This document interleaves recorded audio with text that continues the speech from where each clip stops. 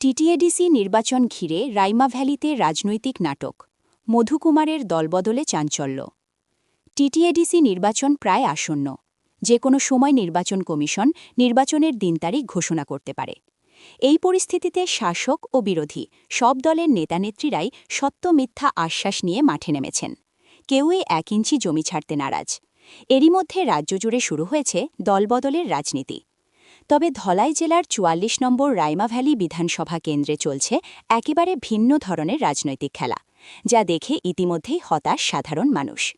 গত ৮ই ফেব্রুয়ারি রবিবার রাইমা ভ্যালি মণ্ডলের সহসভাপতি মধুকুমার ত্রিপুরা হঠাৎ বিজেপি ত্যাগ করে আনুষ্ঠানিকভাবে বিজেপির শরিক দল ত্রিপুরা মোথায় যোগদান করেন।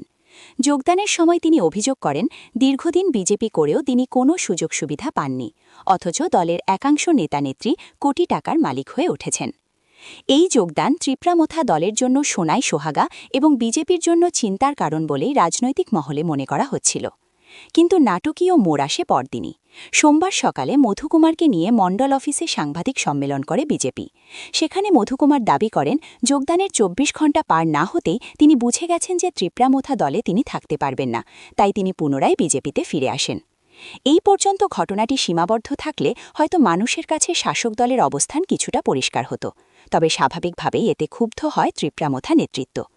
এরই মধ্যে আজ কিছুক্ষণ আগে ত্রিপুরামোথা দলের এক নেতা তার সোশ্যাল মিডিয়ায় মধুকুমার ত্রিপুরার ছবি পোস্ট করে পুনরায় তার দলে যোগদানের দাবি করেন।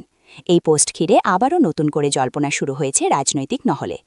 বারবার দলবদলের এই ঘটনায় রাইমা ভ্যালির সাধারণ মানুষের মধ্যে সৃষ্টি হয়েছে চরম বিভ্রান্তি ও ক্ষোভ।